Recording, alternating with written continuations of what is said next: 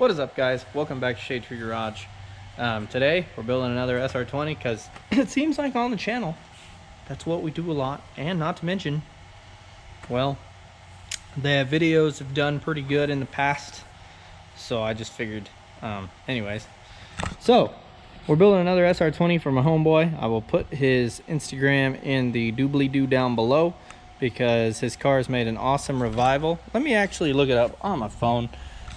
Let me see here. Look, this is his Instagram. Steezus Crust, right? Steezus Crust. I don't know. Okay. Not it. Look at the revival of his car. You want to see the revival of this man's freaking car? I need you to go to his Instagram and check it out.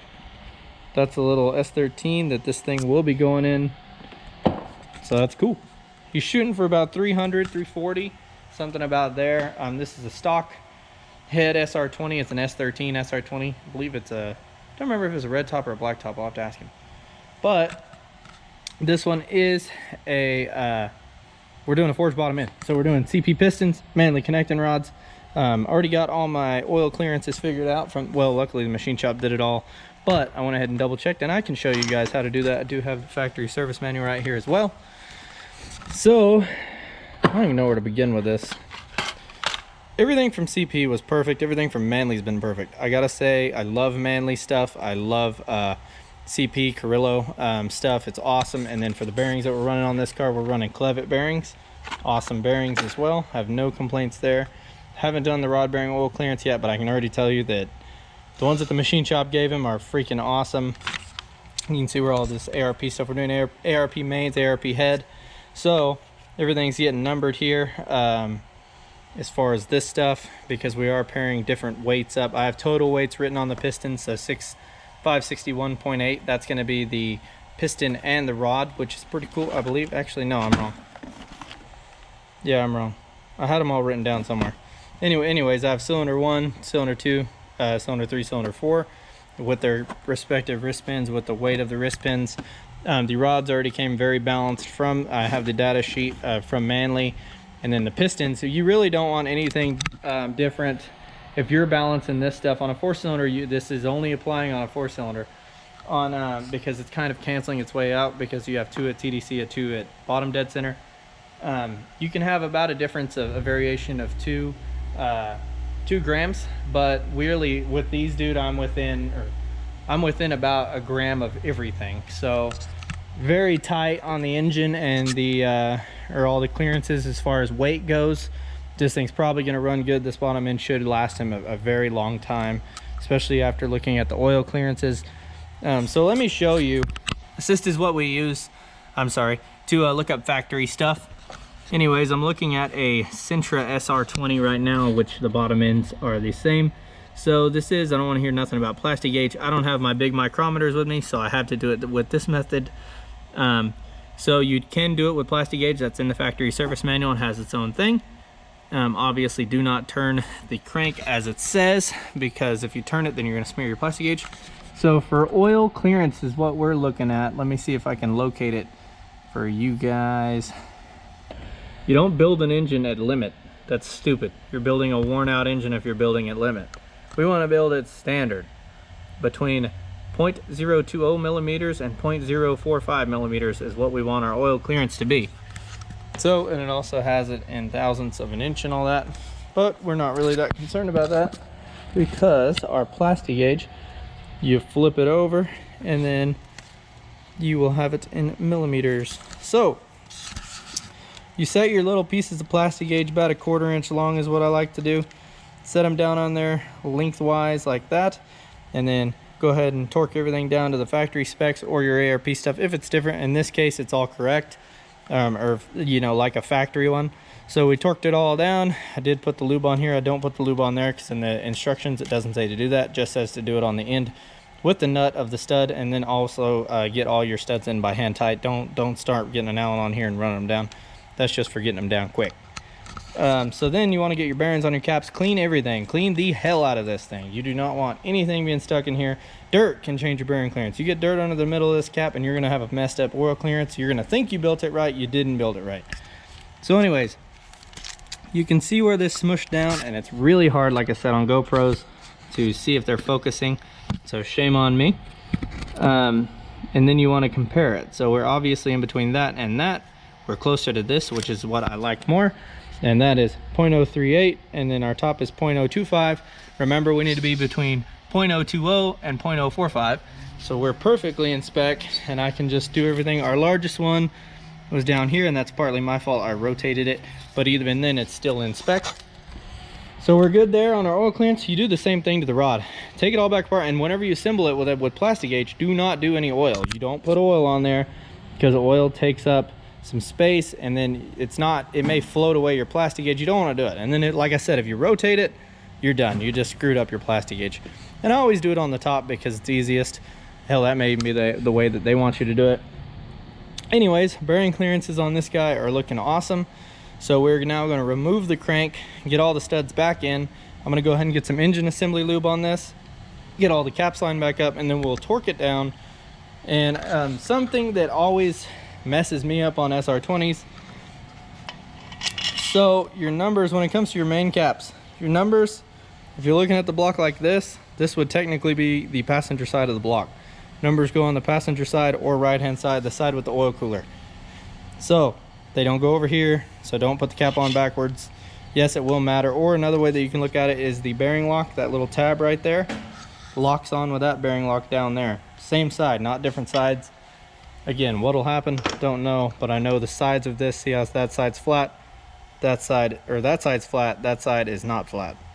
So I know that's right.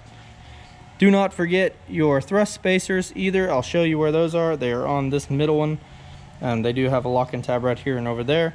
For the plastic gauge step, I really don't mess with that, but now we're gonna go do that and do the final assembly on the bottom. Also, do not forget your freaking oil jets. I don't have them in right now. They go in those bottom holes. Don't have them in right now because, again, I'm just mocking everything up. I'm gonna go through, clean the oil jets. If you had your block machined, make sure that you blow out every orifice. All of the top of this stuff was filled with machine work. A lot of machine shops will clean that out. Sometimes in transport, a lot more of it will knock off. Number one killer of a freshly rebuilt engine is laziness, not cleaning everything out. You don't want to be like that. All right, for engine assembly lube, you really want to just probably glove up, boys. I know that I got a lot of tough friends and all, you know, lots of tough people, but glove on up, because this stuff, you know, is just gross. Make sure you're not pulling your bearings off. You don't want to smash it. Set that in a relatively clean spot. Now, whenever you're cleaning your oil jet, especially if you had a blown up engine or a freaking sludged up engine, spray brake cleaner through the little hole in the back of this, and it's going to come out there. And if they're not relatively consistent, you got something wrong. Clean it out. Clean it out, do something. Same thing with the Banjo Bolts. Look, Banjo Bolts is relatively simple. There is a hole. There is a hole on the side. The Banjo Bolt will guide oil up and through. In this case, also, see there's holes on top. There's holes everywhere in this thing. Alright, now one thing I like to do, I like to go ahead, put a little oil in there. You ain't hurting nothing. We're going to get very dirty at doing this job. Going to torque our oil squirters down to 14 foot-pounds. I prefer the Lube. It's good stuff. I always have to modify it. That way it's engine, it's lube. Okay? And look, I'm generous with this stuff. I'm not gonna sugarcoat that. Oh God. Okay, and the bottle, she's begun to separate, so that's good. Put some extra. Also, make sure everything's right with your bearings before you seal this thing up, you know. This way I don't have to put it on the caps, because I don't want to do that. There's one. Bearing looks good. 4. Bearing is fine. 1, 2, 3, 4. Get your girdle on, arrow to the front. Not really a girdle, anything's like a block stiffener. And I'm gonna be a little bit more generous with some of this ARP stuff. Good stuff, again. Lots of moly. Moly's good. Everybody loves moly, you know. Your 3 short ARP studs go here. They're not much shorter, but they're shorter.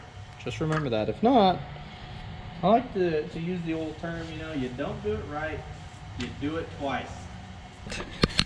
See these? They don't always sit flush. They don't just pop. Sometimes you gotta work her down. You gotta work her down. They never just go pop. They just work it down. Start with this one. Bam, bam. Bam, bam, bam, bam, bam, bam, bam, bam. I'm gonna go 3 equal stages to 80 pounds. It says right here. I'm just gonna go 25, 50. No, I'll do 30, 60, and then 80. This is just cobalt electric. Just it does degrees, so I use it for work.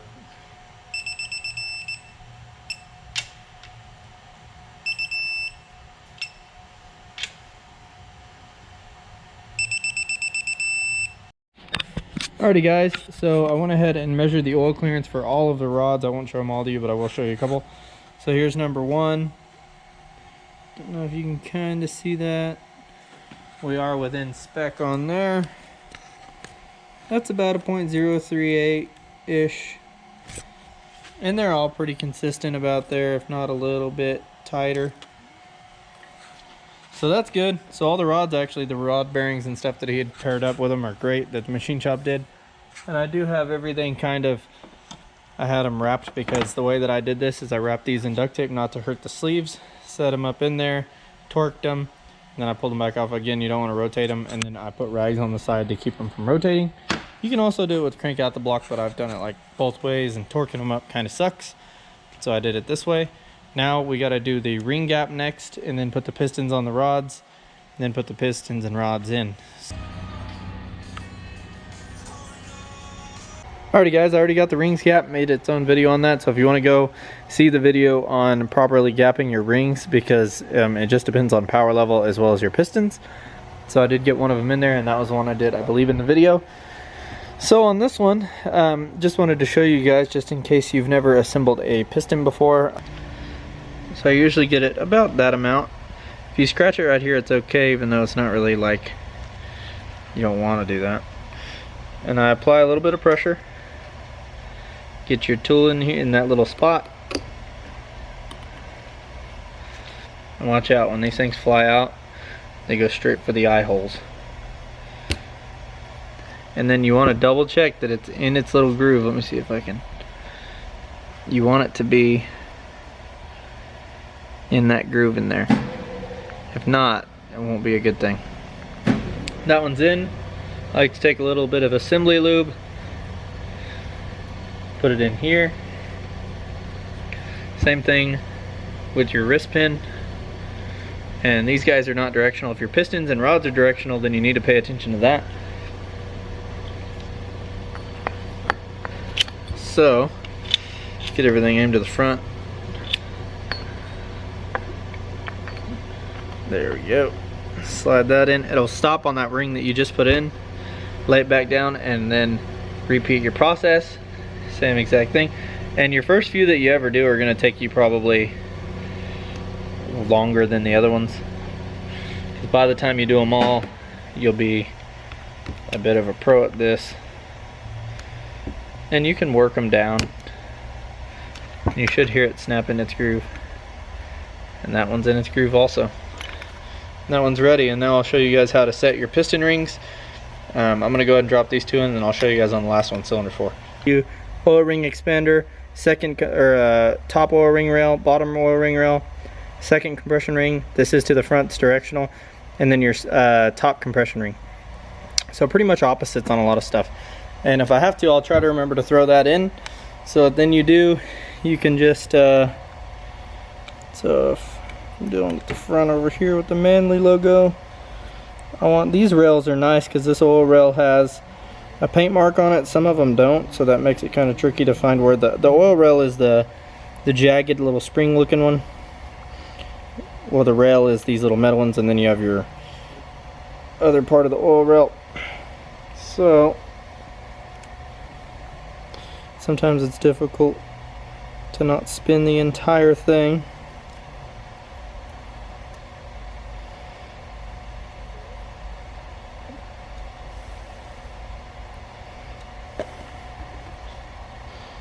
Sorry, you probably can't see this right now. Okay, there's our top oil ring rail, which I believe is where it goes. Yeah. Bottom ring. Where'd you go? Sometimes having a screwdriver helps you.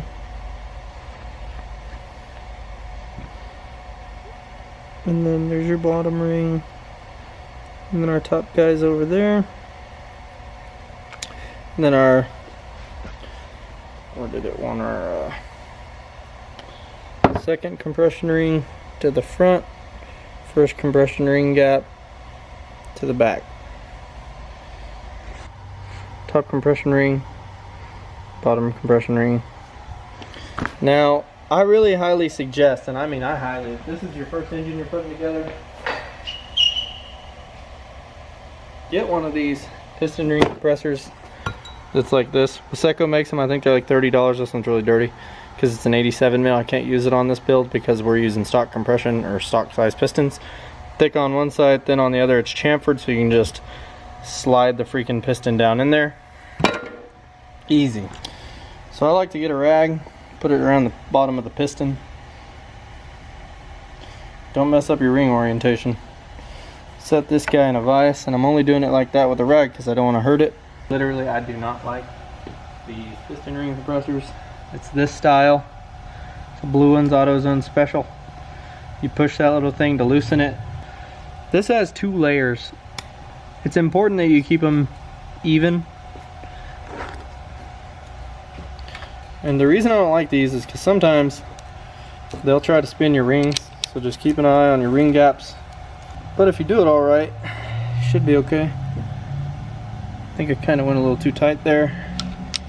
Preferably leave a little bit of the skirt exposed, that way you can line it up in the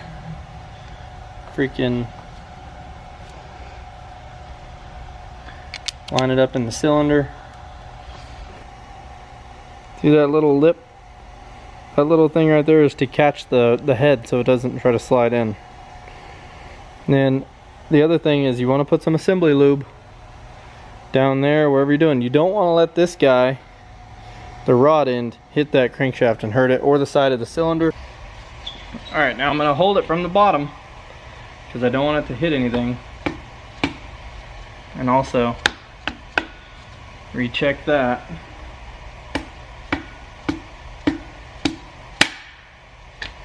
That one went right in.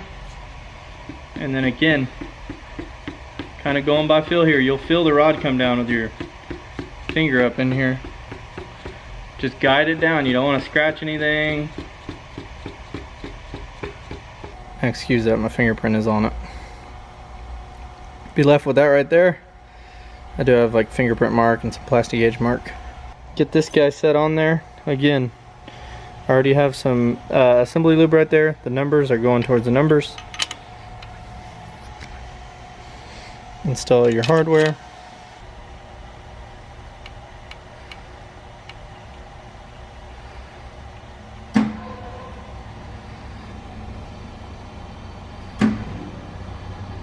You got to kind of be careful about how you run them down. There's a little dowel end on the end of these rod caps, and you want that to seat down and close up nice. If you got one side open and the other side not,